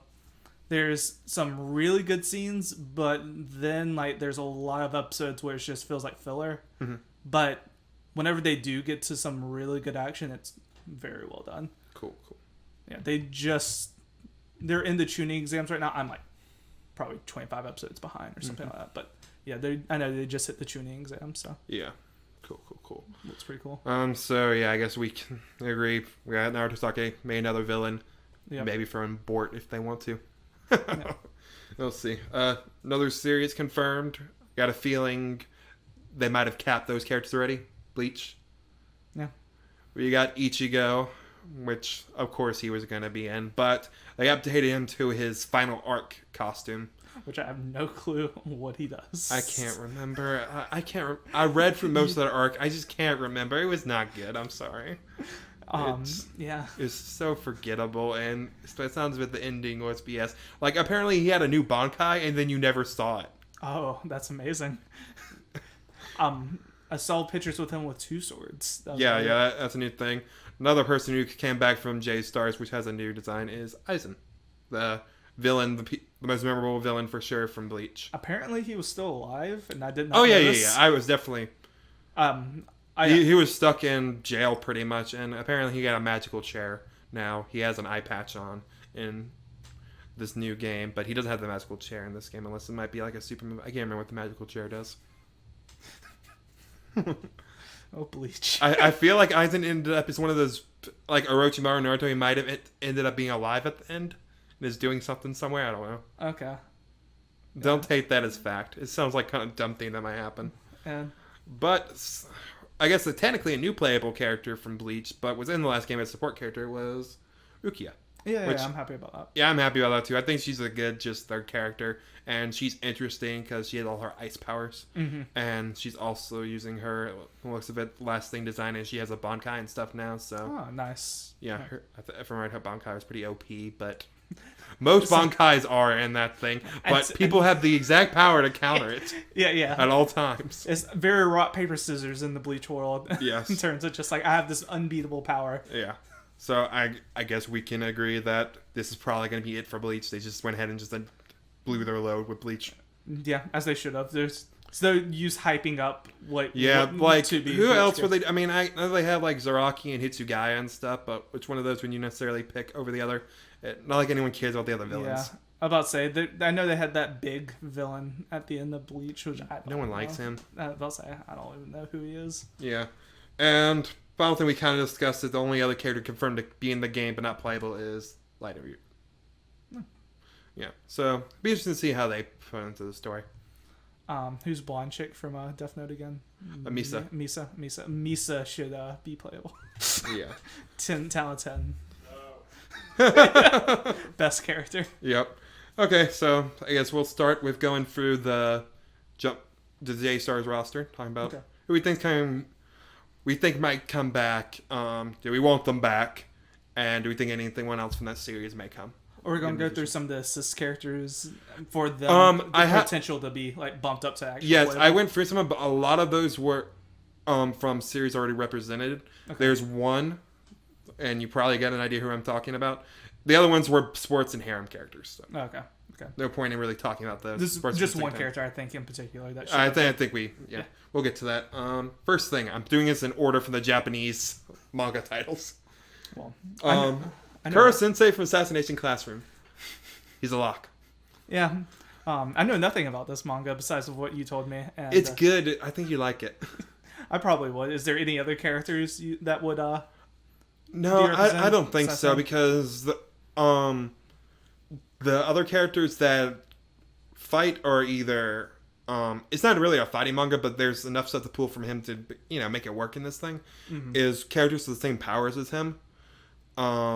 And like student assassins who are generic assassins. Yeah. They were in the story for J-Stars, a couple of characters. I can see that potentially being the case again if they were for the Jump Force story. Just, kind of being a reference maybe thrown in there, depending how they do it. So, I expect him to be back because it ended up being... He was a brand new character when that happened. When J-Stars happened, so it was surprising he got in. And it just become a popular series since then. So, no doubt he's going to be in. Next one I'm not as confident about is Oga from Beelzebub. Little baby Beel. Yeah. It kind of feels like at the time J-Star was happening, Beelzebub was coming to an end. Yeah. And it was a current series, but I don't know if it actually has a staying power. Yeah, I don't know how the popularity of Beelzebub is like now. Yeah. Like I don't hear about it much. No one really references it. Jump Force is partly I think being made because it's Shonen Jump's like 50th anniversary, and they had this big thing of celebrating its 50th anniversary with all the characters on it. Maybe not every character, but most of the main characters from the series throughout its history. I should have had that pulled up so you can see like it's how big people are. That could give us a good idea of how relevant that the Shonen Jump people feel they are. So this one's a question mark, and there's no way if this is back they're getting another character. Yeah, they have characters they can put in for sure, but not a series that doesn't have the popularity as some of the others. Yeah, another character is very interesting. Even Darby, I think, recognized this one. Bobo. No. I think Bobo was a lock. Yeah, as frightening as he is, and as frightening as the show was, it was a very interesting show. Moveset was kind of fun at J-Stars. It's unique. Yeah, he should at least have 10 characters from Bobo. Obviously. Don Patch, I think my name was in his moveset. I can't imagine Bobo getting... No, just him. Yeah. Just him. Are you okay with Bobo coming back? I am. Yeah. One I keep on forgetting Shonen Jump until I see it. Yes, Sam. Now, one character I don't want back, and I don't know if he will come back.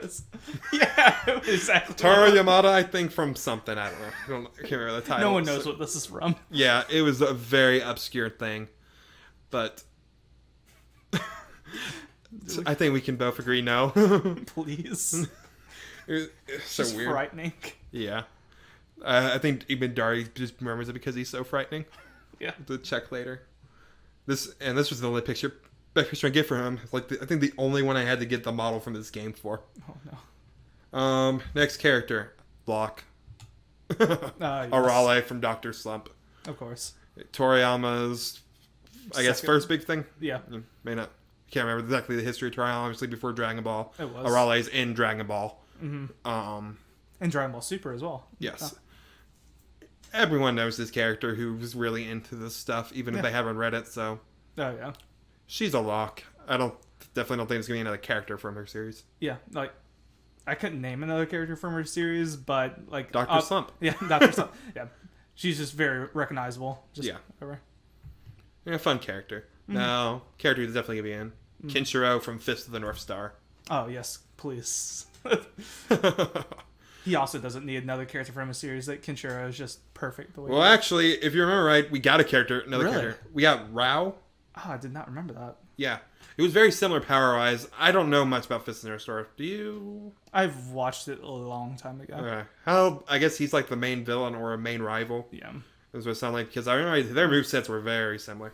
Yeah. I got to imagine Fist of the North Star will be back. And that's obviously. Oh, yeah. It's super popular. Yeah. I imagine any game that gets a game localized here is safe to get in. Yeah. Because that game's coming out 2 months from now or something. Fist of the North Star has is very popular in North America as well. There's an HBO like live action series. Yeah. So. Oh wait, I didn't know that. Huh. Yeah. Interesting. Okay. Yeah. So yeah, I think they'll be back. I think these will be the only two characters. It might not be a series. It might be a movie, but still, it's live action by HBO. It's pretty good. So yeah, but these two will be back. Mm-hmm. Now, series I'm very excited to see in here. Gintama. This is closer to you than me. I still need to watch or read this. It's so good. It's one of those, like, normally I say just read it for quicker, but the anime is just so good, man. Just the voice acting and the, like, anime specific jokes. The problem is it's so long. But I think it's worth it. I think you'd love it. Has it ended? I don't think it's the longest ending yet. I'm behind. It's on the last arc. Okay. The anime is, I don't think, is that far behind it either. Okay. And it's one of those, it does take breaks, and I don't think it suffers at all being kind of being a long running thing and all that. So, okay. Do you recommend it? People in general who like this stuff recommend it. It's great comedy series and it's really good. Has really good action when it wants to do it, and it is one of those series. It's like one of the few series that can make me laugh as hard as it does, make me cry as much as it does. Yeah, I really wanted to watch it. It's just the length has been very intimidating, which I'll probably eventually get around to. I understand, but I think unless they're like, oh, this is a gag manga or something, this is a lock. Now, or Gentoki's a lock, but another character I think could be in is Kagura, with Sadaharu, which is the big white dog thing, if you remember right from J-Star. Yeah. She was a support character, Sadaharu, right. running around. Right. And Ultimate Jumpstars or whatever, the DS games, the Smash Bros. Kind of stylish games, she was the only other playable Gintama character, I think. Okay. So I think she has a shot, especially if they're not support characters. She's popular, and they have enough to do a moveset from, especially if they bring the dog into it. Does Gintama ever have like a big overarching villain at any point? Oh, yeah. There's a couple of those, and it's, you need to watch it. It's so good.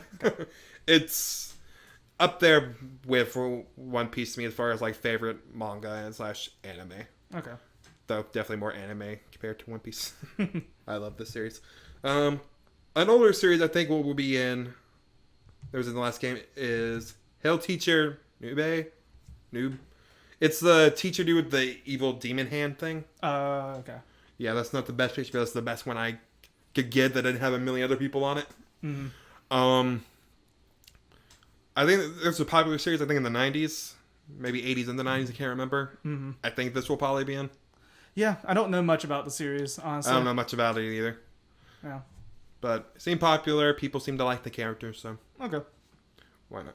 Now, something I know you're looking forward to is Hunter x Hunter. Oh, yes. Please. We all know it's going to be in. Yeah. There's no way. Of course. Gon's going to be in for sure. Gon, probably Killua. Killua. They were both in the last game Yep. as playable I remember characters. Now, a character I think could be upgraded from Assist is Hisoka. Oh, yes. I would love Ahsoka to be in the game. I think that's what they're going to do that and make those the three playable characters. The other characters you can argue can be in, but I think those are obviously the three. Yes, I agree. For Ahsoka, it's definitely like probably the leading one to fill that third spot, but I can also see like Leorio or the Chimera Ant King. Yeah, I can see that. But part of me thinks they're going to want to... I feel like a lot of times when they want to do these...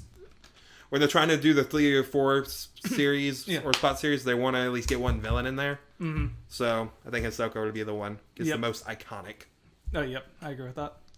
So, and yeah, I imagine those 3 will just be it for Hunter x Hunter, which would be great. Mm-hmm. Another series that I'm watching right now is JoJo. Oh, yeah. They have so much they can pull from JoJo. Yeah. In the last game, they had Jonathan as a playable character, which especially that caught people off guard. And thinking back now, I definitely think it's weird now that I've watched the series up to like halfway through the 3rd part. I think it's because the anime was just showing. I think that was partly it, but it sounds of thinking back based on what I've seen in the anime, that's probably about where they were. They were in the middle of the 2nd part or something. Mm-hmm. So that's why I'm assuming they put Jonathan and Joseph in there. Yeah. So I feel like Joseph had the better chance of the 2 definitely come back. I agree. But in my personal opinion, if they just do it from the anime stuff that I've seen, I would prefer Jotaro and Josuke to be characters. Yeah, not familiar with Josuke as much. I was thinking potentially if they wanted to do 2, I feel like the obvious one people were always coming at is, like you said, Jotaro and Dio. I'll be great with it. I'll be fine with those. Do a hero villain thing, and yeah, I can easily see them putting in 2 JoJos and Dio. Mm-hmm. But again, this is coming from a guy who's only halfway through part 3 or a little before part 3, so I don't know like what part 4 and stuff they could potentially do. Part 4 has an amazing villain, and also the protagonist is really good. Mm-hmm. Like Josuke is one of my favorite JoJo's I've seen. Cool, but yeah, it's one of those things that potentially they could get in because they're more iconic, and now the anime has been a thing. Yep. They seem to be the most popular thing when I hear people talk about JoJo. Oh, definitely. Part 3 is definitely the most popular. Mm-hmm. So I am now more excited for JoJo, which is good just to add another series I'm excited for. Oh, yes. Thinking it through that. And next series, I can't remember the name. We got this guy, Ryotsu. The cop thing. He's going to be in. I think the series is still going on. Really? I think so. Okay. It's gone on a long time, I think. So it's the Simpsons of anime. Yeah, it's... While he's not as big of a deal here, he's iconic in Japan for sure. And even for us we don't know every anime ever, but we recognize this guy, obviously, and even from, Yep. at least for me, outside of J-Stars, I knew who he was, so he's going to begin. There's no way he's getting another character, but, Yep. yeah. Now, this is one of those where I'm like, I can see them not putting it in. Medaka from Medaka Box. Oh, yeah. I'm sure you forgot this was a thing until just now. Yeah. It's been a while. Yeah. Did you ever watch us read? No, I didn't. I don't recommend it. I mean, it wasn't the worst thing ever, but it's kind of more getting away from this, like, it, yeah. It started out as more of a slice of life thing with this girl being the most perfect thing ever.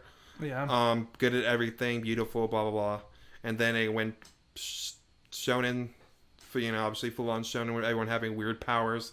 And guy who was an assist character, Kumagawa, being the most OP thing ever. I'm pretty sure he could, like, rewrite reality or something. I can't remember. Oh, of course. Yeah.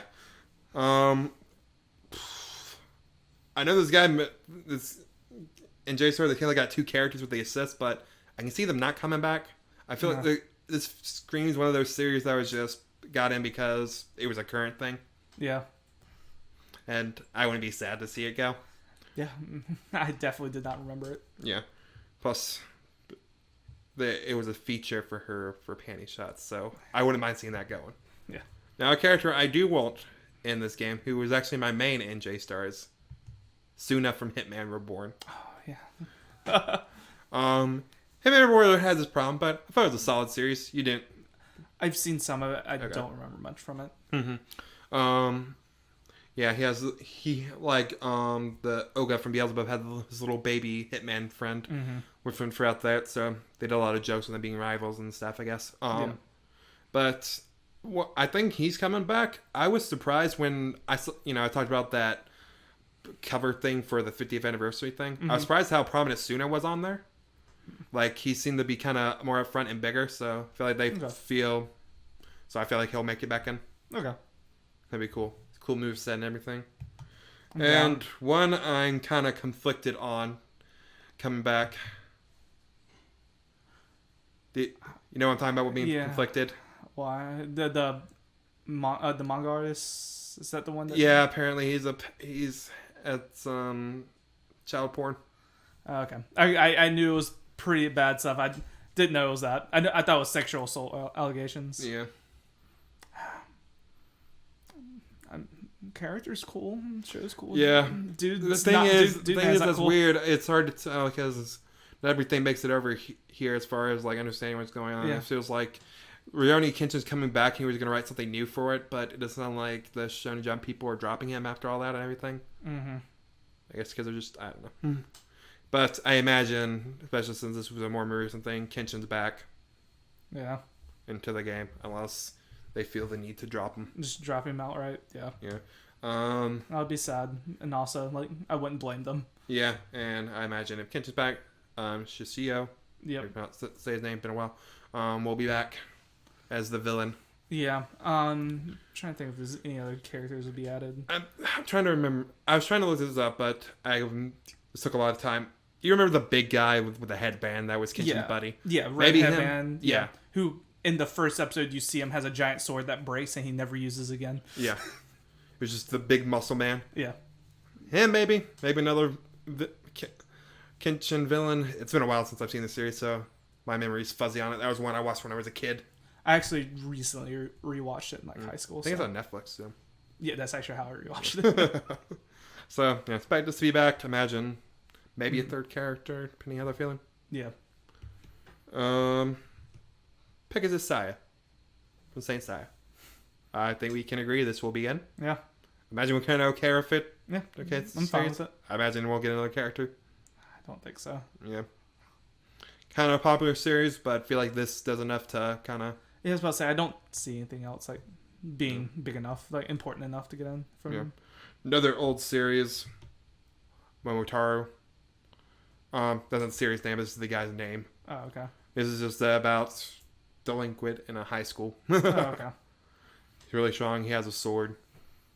So he definitely looks like a high Typical school like kid. 80s manga stuff. Okay. Before everything is superpowers. Yeah. He definitely looks like a high school kid. Yeah. And something that could happen is his assist character. Hiachi, his principal, was an assist character. could be in. I don't care either way, I guess. Yeah. Character seems cool enough, but another character I think will get in is I'm forgetting his name. This guy.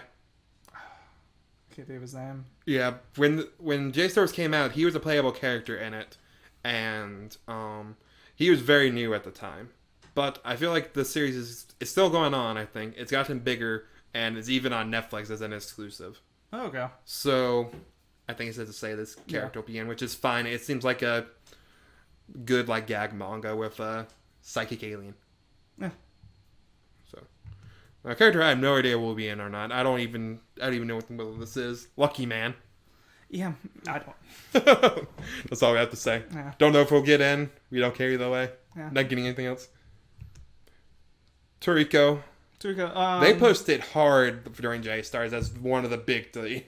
Yeah. With One Piece and Dragon Ball. It's weird. I haven't heard much of Toriko just like recently. Yeah, this one of those things. Toriko's gonna get in. Yeah. It was popular. It just didn't get to the point of. Let's put it away. They wanted Toriko to be what My Hero Academia is now, which we'll get to. Yep. But I imagine he'll be in, and Zebra. Yeah. And the other character who is in will probably get in. Yeah. For another character, it's kind of like Yu Yu Hakusho, which we're about to get to. Yeah. Where it has like a cast of like main 4 fighters, good guys. Any one of those could potentially get in, or it could be a villain. I didn't read it to the end. Apparently, got crazy. Like real, like I don't even know how it got to that point from where I was. Yeah. And I got pretty far into it, like world-ending stuff. Like I don't know. So stuff like that could happen. But as mentioned, Yu Yu Hakusho. Oh yes. That's gonna be in. Yusuke is gonna be in. Hiei is gonna be in. I think.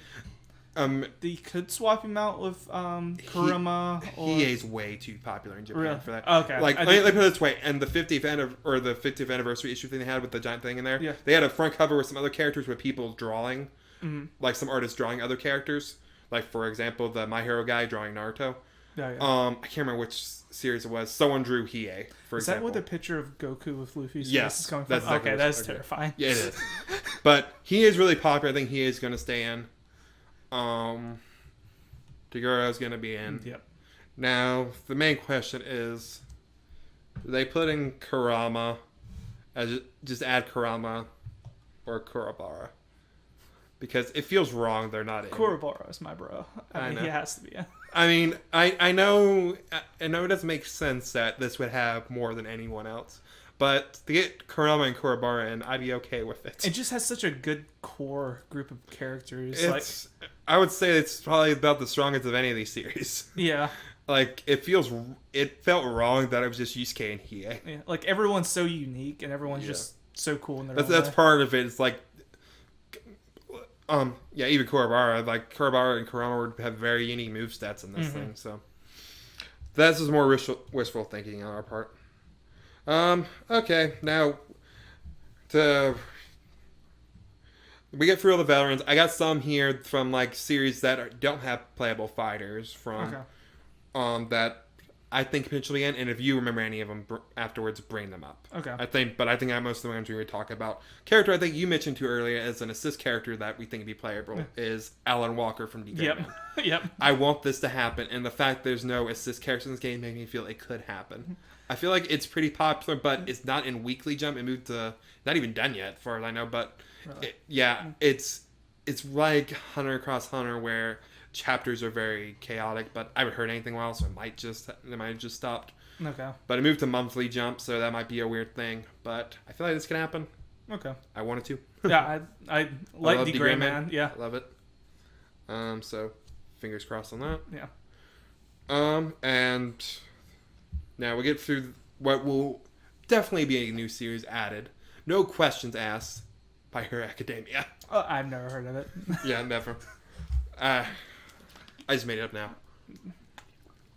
So Deku's going to be in. Deku. This is where it gets interesting as far as discussion. It's like Deku's going to be in My Hero Academia. I guess you can maybe... It might be a new series, depending when they did it, might think it, but I think it deserves multiple characters, so I think most people can agree on that. I agree. And they could also dip into some like manga characters as well, if they wanted to, just because those characters have been very popular.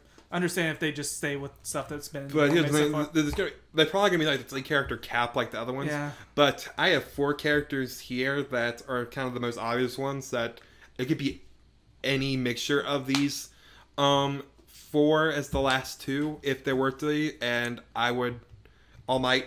Yep. Makes sense. Now, I guess the thing you say against that is Similar to Deku. yeah, similar to Deku, but they could fix that if I don't know if the anime's here yet. Has the anime gotten to Deku style change? You know what I'm It talking about? literally this episode he did shoot style. Okay. Literally this episode. Okay, not a spoiler then. Cool. You literally got it by this episode. That's great, but Yeah, he literally went and I can't even remember when that happened in the manga, but it happened a while ago. Yep, that was like last year sometime. That happened. So, depending, they could do Deku that way, make it different. Oh no, I would enjoy that. Deku, All Might. I can guess Bakugo. Yeah. Yeah. That's- Yeah, like it could be that. It could be Eraserhead. Oh, yeah. he's Yeah, very popular. Yep. I was even thinking Eraserhead. I have trouble remembering Villain. people's names, but I was thinking villain. Shigaraki? Shigaraki. Yeah. I feel like that'd be the villain if they decided to put one in.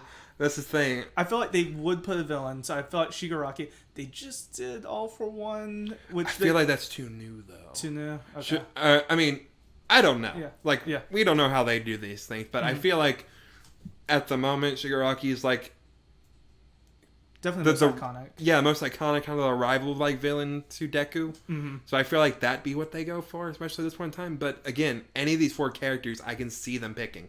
Oh yeah, I agree. I mean, obviously, other than Deku's a lock. Mm-hmm. That's the most lock we can have in this thing. Oh no, I agree.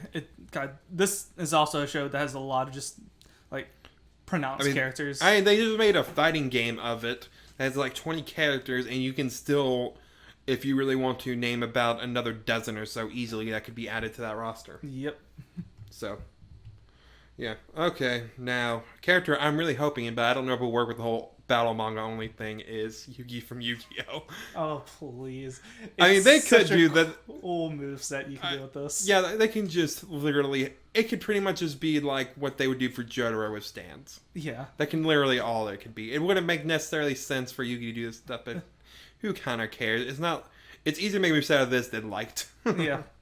Oh no, I would love Yugi. Just Dark Magician, Yeah. Egyptian God. Yeah, Just as like the as final. movesets. Yeah. Yeah. Just Have Karibos in there somewhere. oh yeah, just have a Karibo just like as like a defensive thing, just like Maybe pop it's like at the start of a combo having Celtic Guardian, up. Oh yeah. Celtic Guardian, whatever, come out real quick and then go into Dark Magician or something. As his like defense thing, as he guards like big shield Gardner comes up to defend. There's a him. lot you could do. Oh, it's I want so it. cool.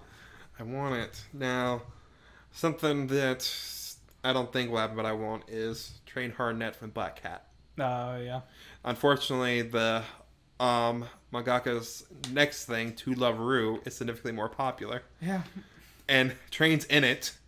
They pretty much reused about most of the main characters for Black Cat and put in To Love Ru, which sickens me. I always find that so funny. It's awful. I guess then they could put Eve, that's from both series, in there. She still has the same powers, I think, in To Love Ru than Black Cat. Yeah. You can get the characters just be To Love Ru skinned. So bad. But you'd have a cool moveset. Did you ever watch Let's Read Black Cat? Not really. I'd I know a recommend it. lot of. I know Yeah. a lot about it. Just never watched it. Yeah. Now, one I won't, but I think there's some rights issues. Yo from Shaman King. Yeah. I think there's some right issues now. Really? Yeah. That's sad. I forgot Shaman King was Shonen Jump. Yeah. Shaman King was in the DS games, but it was not obviously in J-Stars. Mm-hmm. I think that might be partly because of the right things, or I might be overestimating Shaman King's popularity. I enjoyed Shaman King. I thought Shaman That's- King had a pretty good yeah. following. Especially compared to some of these series I got in. Yeah. So I want it. Make it happen. Oh yes. Now another character I would want to have in, but the same thing, Rurouni Kenshin. Kazuki from Buso Rinken. Oh yeah. Did you ever watch that series? I did not, but I enjoyed it. It's in manga-wise, it's a nice, like, I think it was like a 10-volume series. Okay, so not long. Yeah, I liked it. But obviously the same thing would be kind of conflicting, and this obviously doesn't have the working power as some other ones. But really cool moveset that is hard to tell here. So the best picture I could find is a lance that can grow to his will and all that kind of stuff. Okay. That'd be a fun moveset. Yeah. Now something I feel like is pretty popular. They might get in, but the whole moving the monthly jump thing could be difficult. Claire from Claymore. Oh yeah, I would love that. I love Claymore. Yeah, I do too. But yeah, I don't know how. They wanted to. I mean, they got to grow the roster somewhat, and I imagine they got to put more series in there. When's the last one? I feel like this is one they might go to. I also think on that 50th anniversary thing, Claire was bigger on it than I thought she would be. No, I would like for her to be in there. I don't think another Claymore character will get in because no. so similar. Oh yeah, for about any of these series that I have on here, other than on the newcomer thing, other than My Hero, obviously, I only expect one character, if at all. Okay, maybe this next one, maybe more than one. Oh no. Black Clover, you know what's happening. We're getting Asta. We're getting that Japanese voice. I can't even remember names. Like there's this rival dude. There's rival dude who had black hair. Yeah. Kind of looked like the Persona 5 protagonist, kind of. Sorta. Wasn't he pretty much Sasuke? Yeah, basically Sasuke. Isn't this? Wait, this is pretty much Naruto. I forgot. This is pretty much Naruto with wizards. It's Wizard. He has to be the Wizard King. Yeah. Gotta be that Wizard Hokage. No, but this show is popular. It's happening. This could be a show that justifies popularized multiple characters. Yeah. I don't even know anyone else. I didn't watch that much of this show. I think I definitely stopped before they did. I did too. Oh yeah. We'll talk about that. They had the 10 shows if you haven't seen it. Oh, cool. Okay. We'll talk about that. Speaking of the Team 4 stars, FMK. Oh, actually, I should do that. Yeah, this is fun. Yeah. This part I was going to bring up is the anime adaptation was terrible. Yeah, the new one. Yes, the new one. And everyone agrees it is terrible. Mm-hmm. But part of the reason Kieran locked it in FMK is he was in the GS ones, the Japanese ones. So he could potentially be in this, which... I think Hoshin Engi's a cool series, from what we've seen. It's just that the adaptation of it, the way it was less the world and the characters that were bad in that show, and just the storytelling they did and the pacing were just one of the worst I've ever seen. No, the pacing, it'd be as if Goku was fighting Frieza, episode 5 of Dragon Ball. Yeah. No. So. Boo, episode 20, and that was an entire series. Yeah. That's really bad. Yeah, so I can see this getting in, potentially. Especially if they knew they were, maybe promoting a new anime series. Yeah. So. I wonder how that did, that anime series. I don't know. Now, a show I remember seeing a lot on, I think, 4Kids back in the day, that I keep on forgetting is Shonen Jump. Ultimate Muscle, as the Arts American. Oh, yeah. Yeah. I could see this happen. Yeah, I forgot this was Shonen Jump. Yeah, so. I did too, but I feel like people know who this is, can recognize it, people who would be playing this game. Mm. And it's one of those characters where I might be overestimating popularity because I'm aware of him, but I'm kind of surprised it wasn't J-Stars. He was definitely in the DS games. Mm-hmm. No, I think that would be fine. Yeah. Again, they got to put new characters in this roster compared to J-Stars, you imagine, and not just from series. So go into some older series that people like, fan favorites. Especially since, again, all these series except for My Hero, you only need one character for. Yeah. Now, this last one, I don't have a character for it. I just have a series. I know nothing about this series. I just know it's been around for the last couple of years, and people like it. World Trigger. Okay, I have a friend that was really into World Trigger, but I know nothing about. Yeah, I just know it's been around about as long as My Hero Academia, I think. Obviously not the same level of popularity, but I feel like it's been around enough, and it's probably getting a character. Yeah. What to say about that? So that's all the characters I got in this thing. Oh god, it's so hard trying to reach into my mind for a Shonen Jump series. Yeah, I went for a Wiki thing because I had to do this. Yeah, honestly, I can't think of any glaring. Yeah, because what was great about going through the Wikipedia thing for Shonen Jump is all the characters were had a little thing they had their own pages or they were highlighted for the series that we would know. Yep. So. Hey, if they can get all these characters or at least all these series represented that I listed here, I'd be one happy guy. But why don't they put Attack on Titan on this? Oh yeah, that did remind me of someone I forgot to put on here that I'm wondering has a shot. Saitama for One Punch Man. It's in Monthly Jump, I think. Okay, yes. I don't know if that counts.